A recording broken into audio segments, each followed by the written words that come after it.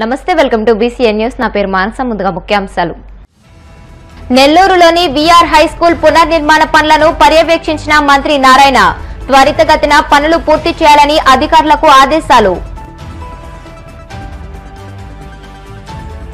కూటమి ప్రభుత్వం కొందరు పోలీస్ అధికారులు యెల్లో మీడియా ముగ్గురు కలిసి దిగజారి వ్యవహరిస్తున్నారు YCP legal cell president Manohar Reddy మండిపాటు వక్ఫ్ చట్టాన్ని రద్దు చేసే వరకు వైసీపీ తరపున పోరాటాలు కొనసాగుతాయన్న ఎంపీ అవినాష్ రెడ్డి కడప నగరంలో ముస్లిం జేఏసీ ఆధ్వర్యంలో భారీ లాంగ్ మార్చ్ నరసాపురంలోని శ్రీ ఆదికేశవ ఎంబర్మన్నర్ స్వామివారి దేవస్థానంలో వైభవంగా వార్షిక బ్రహ్మోత్సవాలు కన్నుల పండుగగా సాగిన స్వామివారి తెప్పోత్సవం నెల్లూరు నగరంలోని విఆర్ హై స్కూల్ పునర్నిర్మాణ పనులను పురపాలక శాఖ మంత్రి నారాయణ పర్యవేక్షించారు పనులు త్వరితగతిన పూర్తి చేయాలని అధికారులను ఆదేశించారు ఈ సందర్భంగా ఆయన మాట్లాడుతూ విఆర్ హై స్కూల్ ను ఆధునిక హంగులతో అభివృద్ది చేసి రాబోయే విద్యా సంవత్సరంలో ప్రారంభించేందుకు అన్ని చర్యలు తీసుకుంటున్నామని తెలిపారు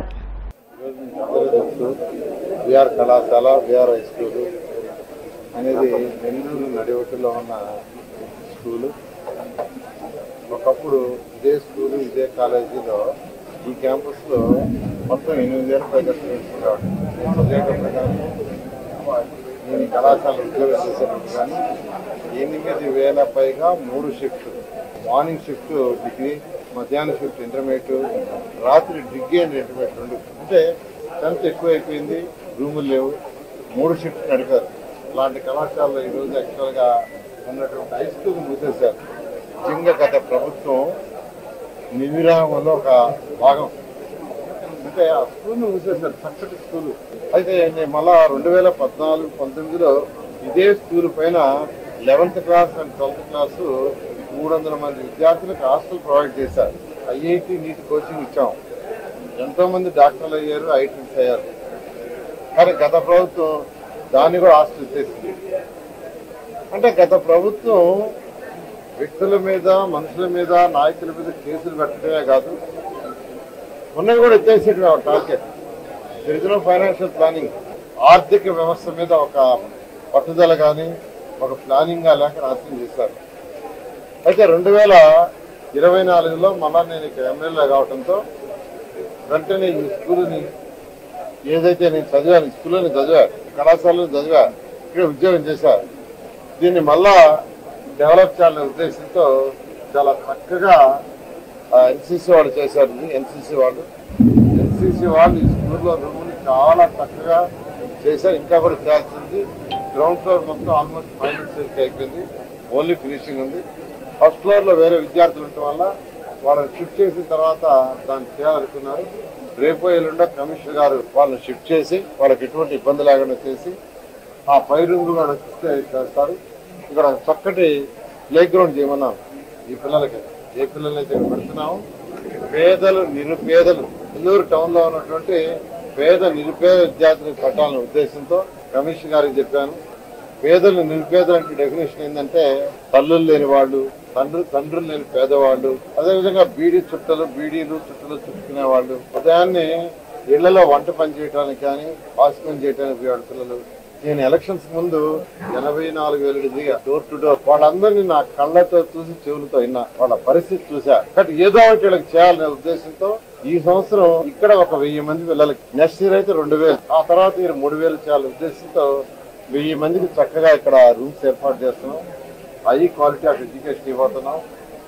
నేను ఏం చెప్తున్నా, కార్పొరేట్ స్కూల్స్ ఏదైతే ఉన్నాయో, నారాయణ కావచ్చు, సెక్స్ కావచ్చు, ఏ కావచ్చు, వాటికంటే బెటర్ ఎడ్యుకేషన్ ఇచ్చే విధంగా చేయాలని అటు విద్యాశాఖ మంత్రి గారితో మాట్లాడాను.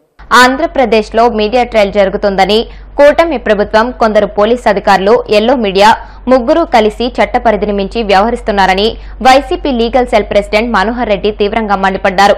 తాడేపల్లి వైసీపీ కేంద్ర కార్యాలయంలో ఆయన మీడియాతో మాట్లాడుతూ గతంలో చంద్రబాబును అరెస్ట్ చేసినప్పుడు చంద్రబాబు హయాంలో లిక్కర్ స్కామ్ లో అతని పేరు చేర్చిన అధికారులను టార్గెట్ చేసుకుని దర్యాప్తును అపహాస్యం చేస్తున్నారన్నారు.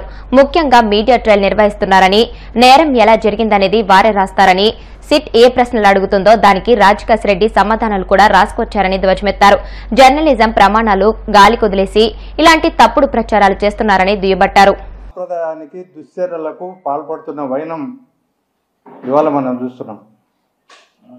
ఏమీ లేనటువంటి జరగనటువంటి లిక్కర్ స్కామ్ అనేది ఒకటి సృష్టించి ఆ లిక్కర్ స్కామ్లో ఎవరెవరిని రాజకీయాల్లో టాప్ పొజిషన్స్లో ఉన్న వాళ్ళని ఐఏఎస్ అధికారులను వీళ్ళందరినీ వాళ్ళు ఎవరైతే టార్గెట్ చేసుకున్నారో గతంలో చంద్రబాబు నాయుడు గారిని అరెస్ట్ చేసినప్పుడు లేకపోతే మద్యం స్కామ్లో అతని పేరు చేర్చినప్పుడు వీటన్నిటిలో ఎవరు అధికారులు యాక్టివ్గా ఉన్నారో ఆనాటి ప్రభుత్వంలో వాళ్ళందరినీ టార్గెట్ చేసుకుని ఈ ముగ్గురు కలిసి ఒక దర్యాప్తు ప్రక్రియను అపహాస్యం చేస్తున్న విధానం ఇవాళ మనం చూస్తున్నాం. ముఖ్యంగా మీడియా ట్రయల్ నేరం ఎలా జరిగిందని వాళ్ళే రాసేస్తారు. ఎవరెవరు అందులో ఉన్నారో వాళ్ళే రాస్తారు. తర్వాత వాళ్ళే డిబేట్లు పెట్టి వాళ్ళే ఇంకా ఎవరెవరిని చేర్చవచ్చో చెప్తారు. ఎవరికి ఏ సెక్షన్కి ఏ శిక్ష వేయచ్చో చెప్తారు. ఎంత మీడియా ట్రయల్ జరుగుతూ ఉంది ఈ రాష్ట్రంలో. ముఖ్యంగా ఇవాళ ఈనాడు పేపర్ చూస్తే రాజ్ కసిరెడ్డి పైన ఒక వార్త రాశారు, జగనే ఆదేశించారు అని పైన హెడ్డింగ్. ఇందులో పార్టీకి భారీగా ఫండ్ వచ్చేలా మద్యం విధానం రూపొందించమన్నారు. సిట్టు విచారణలో రాజ్ కేసిరెడ్డి వెల్లడి. దాంట్లో ఏదో వాళ్ళు 100 ప్రశ్నలు అడిగినట్టు, ఆ 100 ప్రశ్నలు అడిగిన సందర్భంగా వీళ్ళే అక్కడ ఏదో కూర్చొని టీలు కాఫీలు అందిస్తున్నట్టు అధికారులకి వీళ్ళకంతా వార్తలు తెలిసినట్టు రాస్తూ లోపల మళ్ళీ మ్యాటర్లో రాస్తే మద్యం సరఫరా సిట్ అడుగుతుంది ఒక క్వశ్చన్ అతన్ని. మద్యం సరఫరా కంపెనీలు డిస్టిలరీ నుంచి ప్రతి నెల వసూలు చేసిన 50-60 కోట్ల ముడుపులను నాటి ప్రభుత్వ పెద్దల ప్రతినిధులకు ఎలా అందజేసేవారు? రాజ్ కసిరెడ్డి సమాధానం చెప్పలేదు, నోరు విప్పలేదు. ఇది వాళ్ళే రాస్తారనమాట మళ్ళీ ఆ ప్రశ్నకు ఆన్సర్గా. మరి పైన హెడ్డింగ్ అలా ఎందుకు పెట్టారు? మరి కింద ఇలా ఎందుకు రాస్తున్నారు? అసలు జర్నలిజంలో ఉన్న నీతి నియమాలు, తర్వాత వాళ్ళు అనుసరించాల్సిన విధానాలు, ఆ ప్రమాణాలు, జర్నలిస్టిక్ ప్రమాణాలు, వీటన్నిటినీ గాలికి వదిలేసి ఇలాంటి దుష్ప్రచారాలు చేస్తున్నారు. వక్ఫ్ చట్టాన్ని రద్దు చేసే వరకు వైసీపీ తరపున పోరాటాలు కొనసాగుతాయని Kadapa MP YS Avinash Reddy, YCP జిల్లా అధ్యక్షులు రవీంద్రనాథ్ రెడ్డి, మాజీ ఉప ముఖ్యమంత్రి అంజద్ బాషాలు తెలిపారు. కేంద్ర ప్రభుత్వం తీసుకువచ్చిన వక్ఫ్ సవరణ చట్టాన్ని వ్యతిరేకిస్తూ కడప నగరంలో ముస్లిం జేఏసీ ఆధ్వర్యంలో భారీ లాంగ్ మార్చ్ నిర్వహించారు. నగరంలోని గౌస్ నగర్ లో ప్రారంభమైన ఈ లాంగ్ మార్చ్ బళ్ళారి రోడ్డు, పెద్ద దర్గా, అగాడి, ఆల్మస్పేట, చిలకల బావి, Chennur bus stand, one town circle, Gokul circle మీదుగా 7 రోడ్ల కూడలికి చేరుకుంది. లాంగ్ మార్చ్ లో ముస్లింలు జాతీయ జెండాలతో పాటు నల్ల జెండాలు చేతబట్టి చేతికి నల్ల రిబ్బన్లు కట్టుకుని వక్ఫ్ సవరణ చట్టం పట్ల తమ నిరసన వ్యక్తం చేశారు.